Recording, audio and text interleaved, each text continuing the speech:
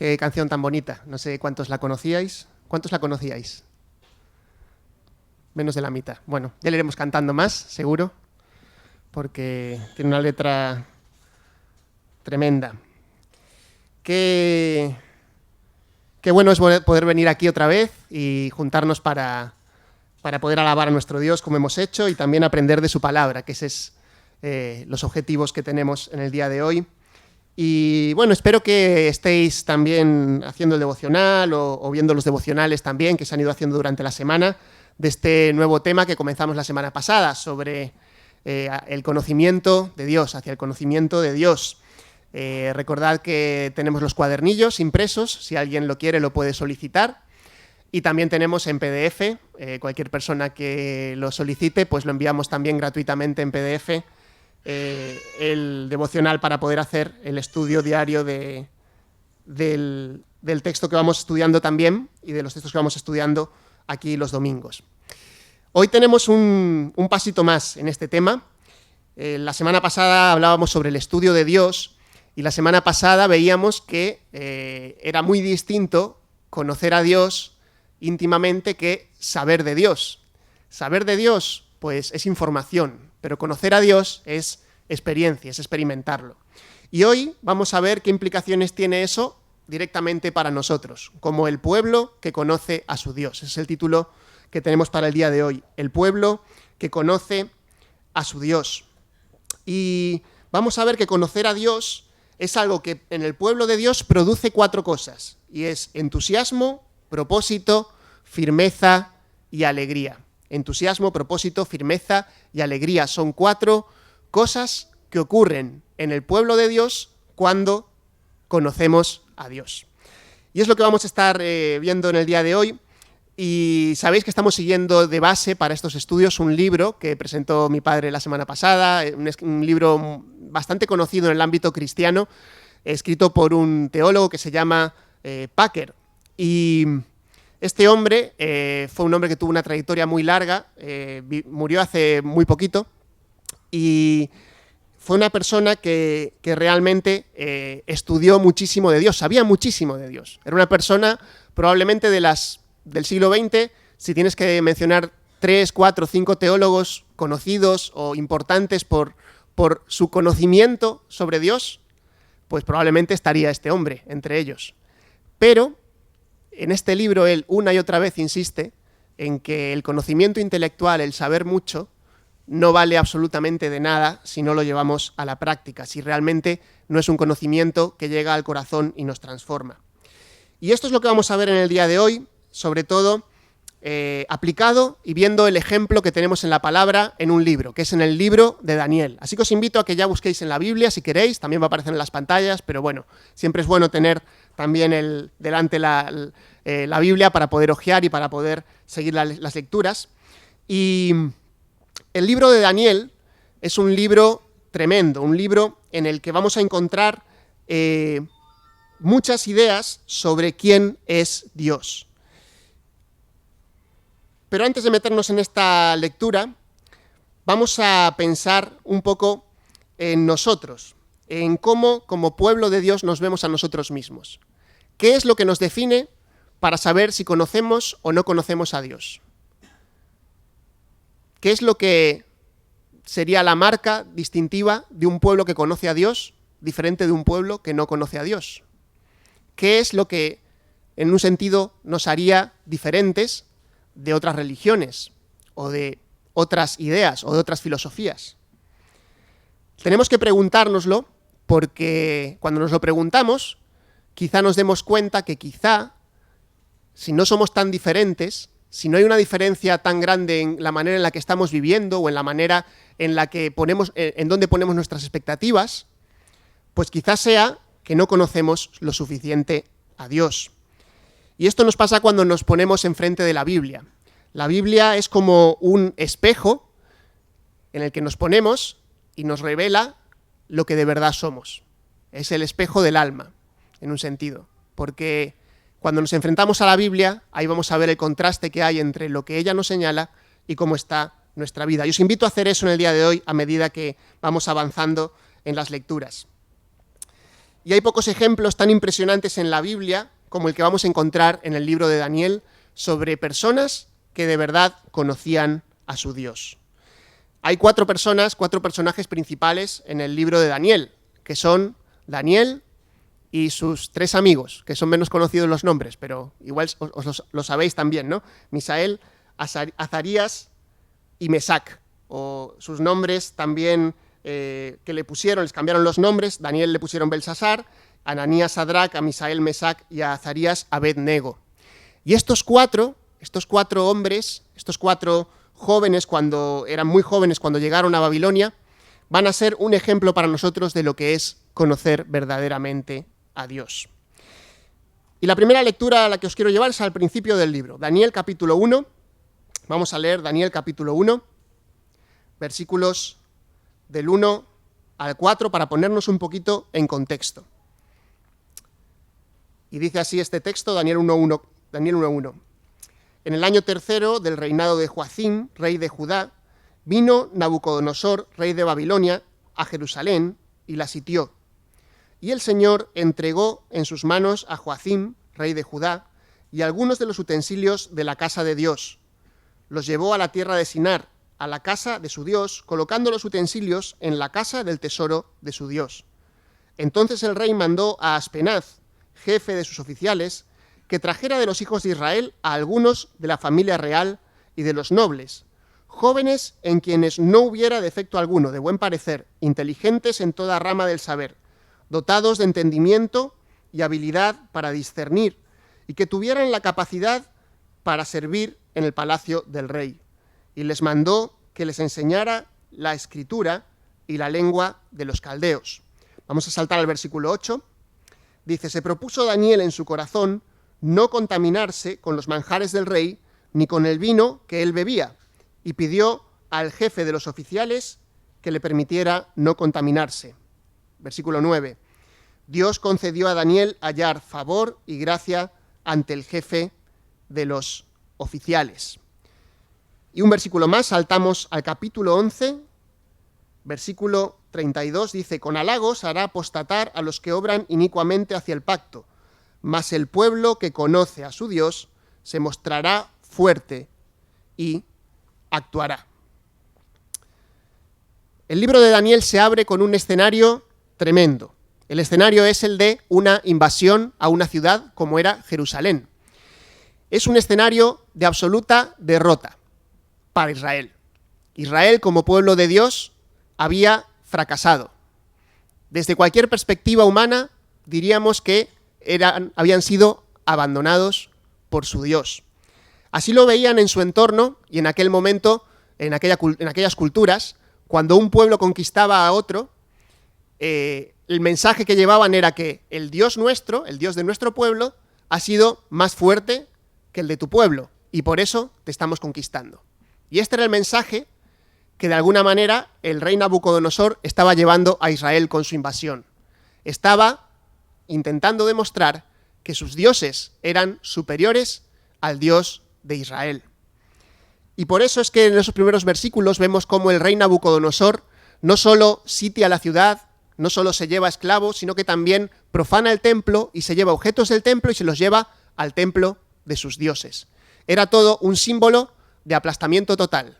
Era como decir, vosotros ahora no solo me vais a servir, sino que también vais a servir a mis dioses, porque vuestro Dios no es nada comparado conmigo y con mis dioses. Este era el planteamiento que en aquel momento estaba afrontando Israel.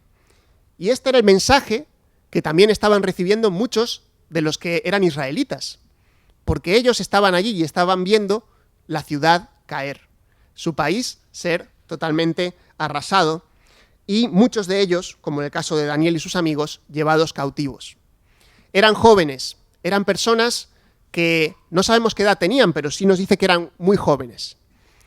Y sin embargo, aunque eran muy jóvenes y habían sido arrancados de su ciudad, arrancados de su pueblo, arrancados en un sentido de su Dios, despojados de su identidad porque les habían hasta cambiado los nombres, pues ellos se propusieron algo en su corazón. Versículo 9 dice, Daniel propuso en su corazón no contaminarse. Y sin duda que esto nos habla sobre Dios obrando en el corazón de estas personas. A Dios, la verdad es que no se le escapaba la destrucción de Jerusalén. De hecho, en el versículo 1, el enfoque que hace el libro de Daniel sobre esta destrucción es que Dios lo estaba permitiendo. ¿Por qué? Porque ellos se habían apartado totalmente de Dios. El pueblo de Israel había traicionado lo que era la ley, todo lo que Dios le había dicho, y por eso se había cumplido la palabra de Dios, se había cumplido lo que Dios le había prometido a Moisés, que si ellos se alejaban de Dios y se volvían a los ídolos, Dios iba a traer una nación extranjera que les iba a someter. Y esto es lo que estaba ocurriendo.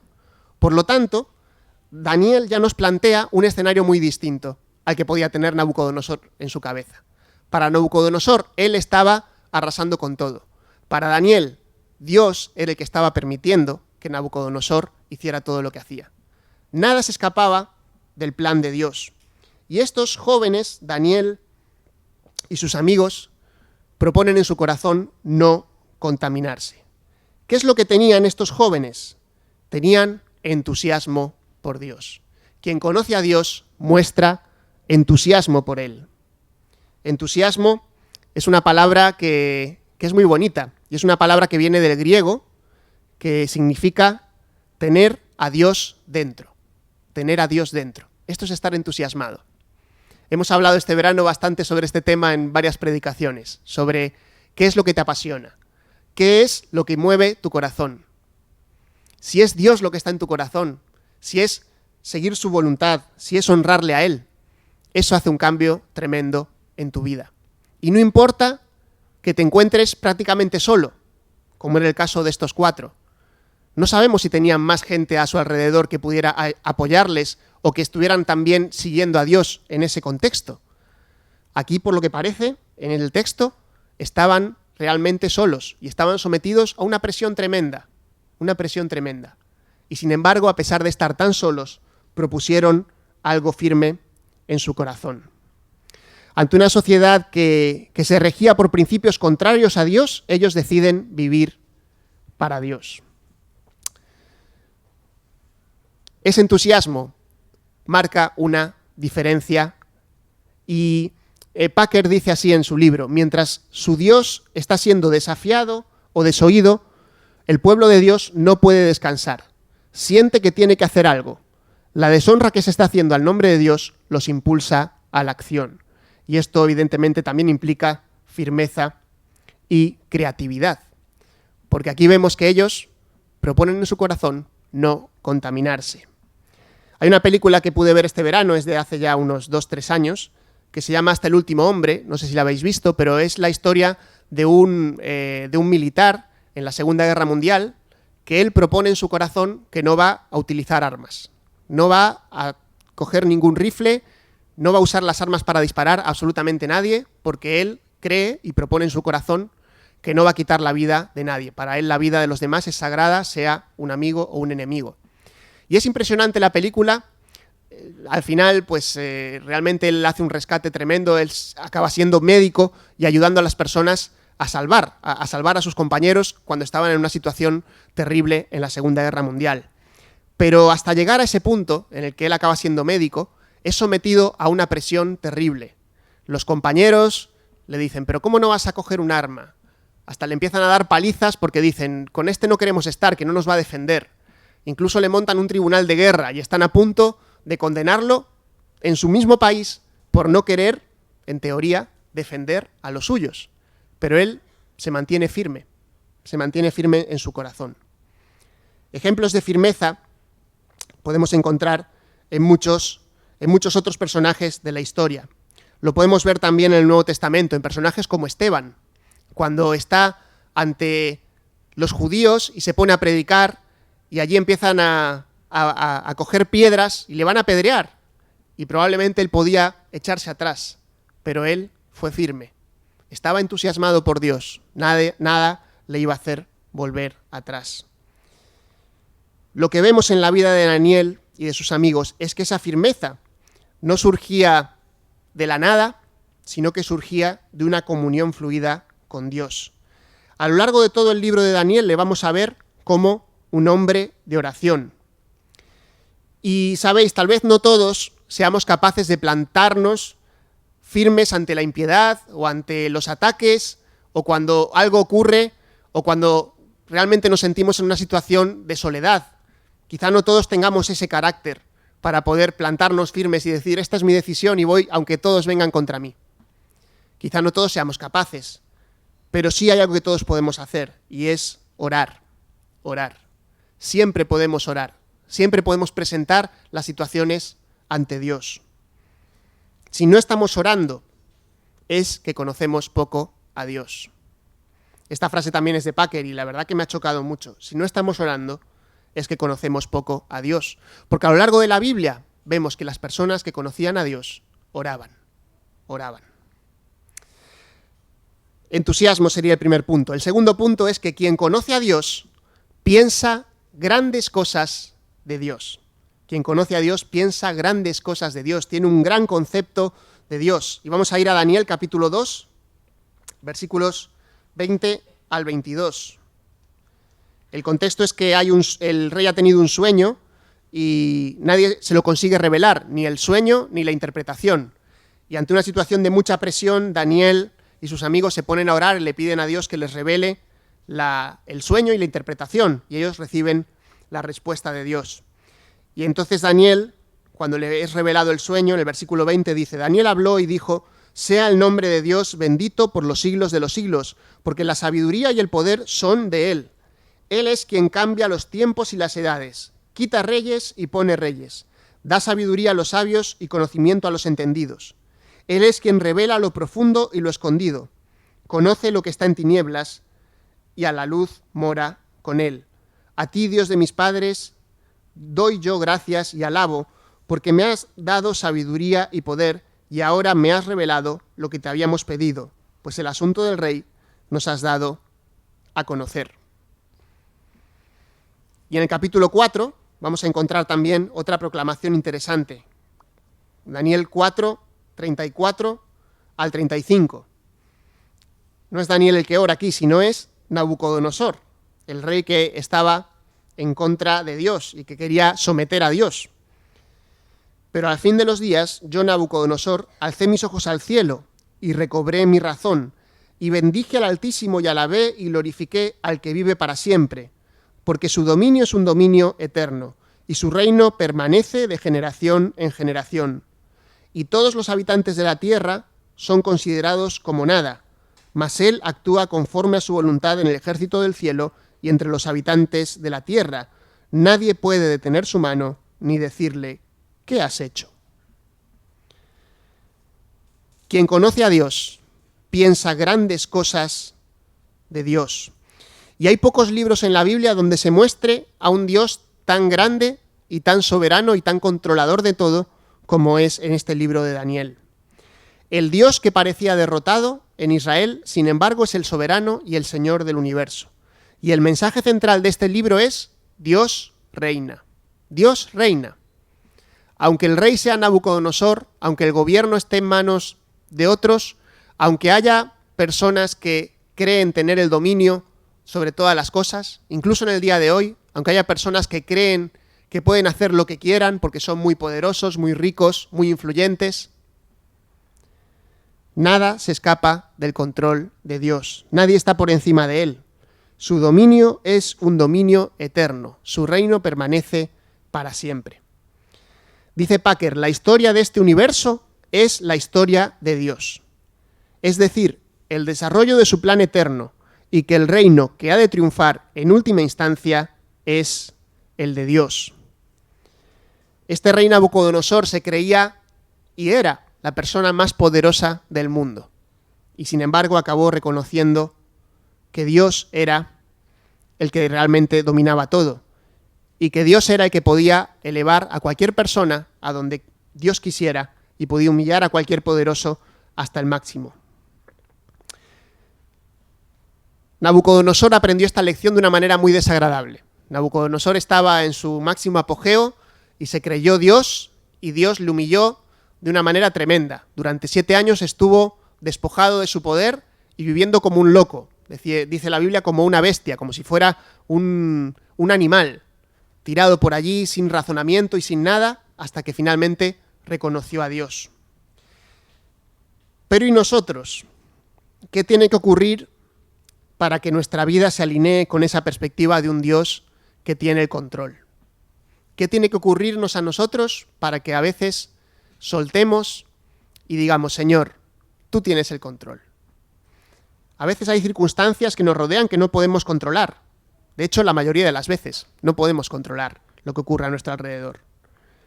Pero cuando sabemos que Dios lo controla todo, podemos descansar y podemos vivir con reverencia y con propósito. Con reverencia, porque nos damos cuenta que no somos nada, que hoy estamos aquí y mañana no sabemos dónde estaremos. La muerte nos puede alcanzar en cualquier momento. El otro día veníamos subiendo en coche y, bueno, pues algo muy desagradable. Vimos de repente una mujer que estaba tirada en el suelo y que le estaban haciendo reanimación. Pasamos con el coche, nos quedamos bastante impresionados, Marina y yo, ¿no? Es algo que cuando lo ves te impresiona mucho. Una mujer que perdió la vida esta semana allí en Beluso, se piensa que por un ataque cardíaco, ¿no? No sabemos cuándo nos puede pasar algo así. Pero Dios sí sabe. Dios sí sabe. A Él no se le escapa. Por eso, si vivimos en sus manos, si reconocemos que Él tiene el control, podemos vivir tranquilos, porque su reino es eterno. Lo que ocurra aquí, en nuestro entorno, en nuestro contexto, en nuestra vida, es temporal. Pero Él tiene un plan, y su plan eterno se va a cumplir, porque lo ha dicho así en su palabra. Vivimos con propósito, y a la vez vivimos con reverencia. Si conocemos la grandeza de Dios, su perfección, su santidad, su misericordia, su gracia, su justicia, todo esto nos hace vivir respetándole. Nos hace darnos cuenta que si realmente nosotros no somos nada y los que están a nuestro alrededor tampoco son nada ante Dios, pues realmente podemos vivir más relajados. Podemos vivir más relajados porque finalmente Dios tiene el control. Dice Packer aquí, podemos decir que este tremendo sentido de su santa majestad, de su perfección moral y de su misericordiosa fidelidad nos mantiene humildes y dependientes, sobrecogidos y obedientes, como lo fue en el caso de Daniel. Qué tremendo cómo vivieron estas personas y qué reto para nosotros, vivir viendo y pensando grandes cosas sobre Dios. Vamos a seguir. El tercer punto es que quien conoce a Dios, el pueblo que conoce a su Dios, muestra firmeza ante el conflicto. Y ya lo vimos un poquito en el primer punto, pero lo vemos también muy, muy claramente en el capítulo 3, versículos 16 y 18. Son los amigos de Daniel que están queriendo ser obligados a adorar una estatua de oro del rey. Y dice el versículo 16, Sadrac, Mesac y Abed-nego respondieron y dijeron al rey Nabucodonosor, no necesitamos darte una respuesta acerca de este asunto. Ciertamente nuestro Dios a quien servimos puede librarnos del horno de fuego ardiente, y de tu mano, oh rey, nos librará. Pero si no lo hace, has de saber, oh rey, que no serviremos a tus dioses, ni adoraremos la estatua de oro que has levantado. Los amigos de Daniel se vieron sometidos a una situación realmente difícil también. Aquí estaban ellos solos, de pie, en medio de una multitud, mientras todos estaban postrados ante la figura de un ídolo de oro, representando a los dioses de este rey Nabucodonosor. Y realmente vemos que ellos son, en ese sentido, ahí sí que se pudieron ver totalmente solos, porque en medio de una gran multitud, los únicos que no se están postrando y fueron acusados, y les esperaba el horno de fuego, una muerte absolutamente segura. En Hechos 20:24, Pablo dice esto sobre su vida. El apóstol Pablo decía, ni estimo preciosa mi vida para mí mismo, con tal de que acabe la carrera con gozo. Ese es el espíritu que tenían y que tienen las personas entusiasmadas por Dios, que conocen a Dios, que tienen un gran concepto de Él y que por eso pueden mostrar firmeza ante el conflicto. La verdad es que vivimos en una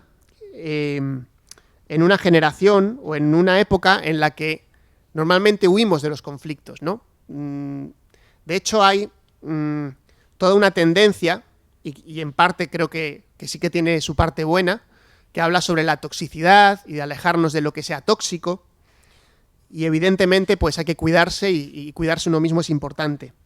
Pero hay momentos que no podemos evitar el conflicto. Y si vivimos nuestra fe, va a haber momentos en los que quizá tengamos que posicionarnos de forma firme en nuestras convicciones, aunque nos cueste mucho. Y en la historia de nuestro país, hasta hace no mucho, los protestantes tenían que plantarse con firmeza ante muchos acosos, persecuciones, dificultades que tuvieron que vivir. Hoy la verdad que vivimos en un entorno de gran libertad y tenemos que dar gracias por ello. Pero de vez en cuando pueden surgir ocasiones en las que haya choques. Estamos en una sociedad en la que cada vez se menciona menos a Dios, se le tiene menos en cuenta, y esto hace que muchas veces, si nosotros proclamamos a Dios, pues haya una posibilidad de choque. Así que, ¿qué vamos a hacer en esos casos? No es una cuestión de cabezonería, no es una cuestión de aquí me planto porque yo lo valgo. Es una cuestión de buscar siempre la voluntad de Dios y no hacerlo nunca al ataque, sino hacerlo a la defensiva, en un sentido porque realmente solo estamos defendiendo lo que creemos, no atacando a otros por lo que crean. Packer dice, puede ocurrir que encuentren extremadamente difícil determinar el curso correcto de acción que deben seguir, pero una vez están seguros, lo encaran con decisión y firmeza. A veces es difícil y hay que buscar por eso mucho la voluntad de Dios, para saber dónde posicionarse y cuándo posicionarse. Pero una vez lo sabes, te plantas con decisión y firmeza. El cuarto punto es que quien conoce a Dios vive alegre y en paz. Daniel capítulo 6, versículo 10, la escena del foso de los leones, otra vez otro rey que se pasa de la raya y que decreta que no se puede orar a nadie que no sea a sí mismo, a él. ¿Y Daniel qué hace? Pues Daniel reacciona de la siguiente manera.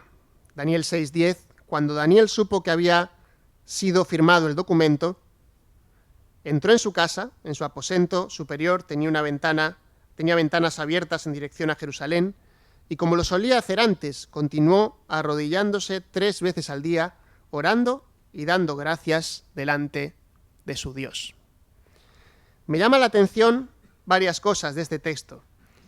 Estaba prohibido orar. Y Daniel sabía que iba a desafiar la norma porque él no iba a renunciar a poder hablar y poder tener su tiempo de comunión con Dios. Pero el texto dice que hizo como hacía cualquier día, que fue algo normal para él, pero dice que oraba y daba gracias delante de Dios. Oraba y daba gracias. En un entorno en el que está siendo perseguido, se pone a orar para dar gracias a Dios. Este episodio nos muestra a un Daniel que no se deja tambalear y que realmente ha encontrado en Dios, en la comunión con Dios, la fuente de alegría y paz en su vida. A Daniel durante este episodio del foso de los leones se le ve siempre tranquilo. No nos dice que cuando le llevaron al foso forcejeara ni estuviera intranquilo. El que estaba intranquilo era el rey, que no quería que le hicieran daño. Pero él estaba realmente en paz. Es bastante impresionante, la verdad. Sin duda, para Pablo era importante orar. Para Daniel era importante orar. Y para Pablo también. En Filipenses 4, 6 al 8, tenemos unos textos que nos hablan sobre la dependencia de Dios y la oración, que sin duda que también se aplicarían perfectamente a la vida de Daniel. Filipenses 4 dice, versículo 6, por nada estéis afanosos, antes bien en todo, mediante oración y súplica, con acción de gracias, sean dadas a conocer vuestras peticiones delante de Dios. y la paz de Dios que sobrepasa todo entendimiento guardará vuestros corazones y vuestras mentes en Cristo Jesús. Por lo demás, hermanos, todo lo que es verdadero, todo lo digno, todo lo justo, todo lo puro, todo lo amable, todo lo honorable, si hay alguna virtud o algo que merece elogio, en esto meditad. Qué palabras tan certeras para el tiempo en el que vivimos, porque estamos constantemente siendo bombardeados con información y la verdad es que es muy difícil no vivir en estrés, en preocupación, a veces incluso muy distraídos por la cantidad de cosas a las que estamos atendiendo y la cantidad de impulsos que recibimos. Seguramente somos, y sin duda, la sociedad que ha vivido bajo más impulsos informativos, y hay sociólogos que están estudiando esto, ¿no? Este fenómeno, que realmente no sabemos muy bien cómo manejar todavía. Hay cantidad de personas que tienen adicciones nuevas y que realmente esas adicciones lo que están provocando es todavía más ansiedad y más preocupación. Y es verdad que vivimos tiempos que a veces pueden ser difíciles. Hay problemas económicos, hay problemas sociales, a veces hay enfermedades, hay situaciones difíciles como todo esto del coronavirus que realmente no sabemos muy bien cómo manejar. Pero Pablo nos dice que oremos, que oremos. Como decía al principio, seguramente nos falta mucho orar. Y tal vez nuestro concepto de Dios, nuestro concepto pequeño de Dios, es porque oramos poco. Hay otro libro que se llama Sed de Dios, que escribió otro predicador que se llama John Piper, y él decía esto acerca de la oración. Cuando nos humillamos como niños pequeños y no nos damos aires de grandeza, sino que corremos contentos al abrazo de nuestro Padre, la gloria de su gracia se magnifica y los anhelos de nuestra alma se satisfacen. Cuando corremos a Dios es cuando nuestra alma queda satisfecha. Y es así como podemos vivir alegres y en paz. No hay otra fórmula, no hay otros secretos más que vivir en dependencia de Dios. Vivir alegres y en paz porque podemos y sabemos que Él tiene el control de las cosas. Quien conoce a Dios vive alegre y en paz. Llegamos ya al final, a la conclusión. Hemos visto 4 aspectos. Quien conoce a Dios muestra entusiasmo por Dios. Quien conoce a Dios piensa grandes cosas de Dios. Y también quien conoce a Dios muestra firmeza ante el conflicto. Y quien conoce a Dios vive alegre y en paz. La verdad es que me gustaría mucho parecerme a este Daniel. Yo me llamo Daniel, no sé si por este profeta, pero que me gustaría bastante parecerme más a él y a sus amigos. Me gustaría más parecerme a Pablo, me gustaría más parecerme a Jesús. Lo primero creo que tengo que reconocer que probablemente si no estoy viviendo como ellos, si no tengo esa vida de tranquilidad, de firmeza, igual es porque conozco poco a Dios. ¿Conocemos de verdad a Dios o solo sabemos algo de Él? La vida de estos hombres no se mide por sus dones, por sus milagros, porque sepan mucho, aunque sabían mucho. Se miden por la forma en la que oran y la forma en la que hablan de Dios. Estas personas hablan de Dios y oran de una manera tremenda. Las personas que conocen de verdad a Dios marcan la diferencia por la manera en la que hablan de Dios y la comunión que tienen con Él. Así que me queda preguntarme cómo está mi vida de alabanza, mi vida de oración. Packer, que como dijimos antes sabía mucho, él dice: sospecho que muchos de nosotros no tenemos idea de lo pobres que somos en este aspecto. Pidámosle al Señor que Él nos lo haga ver, que sea Él quien nos lo haga ver. Ahora, si estamos lejos, si estamos necesitados de Dios, y estoy seguro de que lo estamos, tenemos que buscar a Jesús. Jesús está incluso presente en el libro de Daniel. En el horno de fuego No había 3, había 4. Cuando Daniel fue echado al foso de los leones, esas bocas fueron cerradas por el ángel del Señor. Y Jesús promete su compañía a quienes le buscan de todo corazón. Si de verdad lo deseamos, si de verdad queremos experimentar esa paz de Dios, esa alegría, esa firmeza, tenemos que buscarle. Tenemos que buscarle de corazón. Y es una invitación que está abierta. Es una invitación que Él mismo nos hace en su palabra. Jesús dijo: venid a mí los que estáis trabajados, yo os haré descansar. Y dijo: el que quiera tener ríos de agua viva, que venga y beba. Y esa es la invitación con la que nos quedamos. Tal vez nuestra vida todavía sea un poco pobre y tengamos que conocer mucho más a Dios. Pues que este sea el momento de comenzar. Que este sea el momento de decir: lo voy a hacer. Voy a conocer más a Dios. No solo saber más de Dios. Voy a experimentar y voy a vivir estas realidades para que Dios transforme mi vida y mi caminar diario. Vamos a orar. Señor, te damos gracias por el ejemplo que nos dejas en tu palabra de estos hombres de Dios, de estas personas que vivieron para ti y que no eran superdotados o no eran personas que tuvieran algo distinto a lo que podamos tener nosotros. Te tenían a ti y te conocían bien, Señor. Y queremos, Señor, como pueblo tuyo, conocerte mejor. Queremos, Señor, conocerte, que tú abras nuestros ojos, que tú nos ayudes a mantener una comunión íntima contigo. Ayúdanos, Señor, a orar más. Ayúdanos a buscar más en tu palabra. Ayúdanos, Señor, a buscar más a Jesús. Que cada día, Señor, podamos depender de ti. Que sepamos, Señor, encontrarte en tu palabra, a nuestro alrededor, en las conversaciones. Que podamos, Señor, tener una experiencia de tu presencia mucho más notoria y cercana a nosotros, Señor.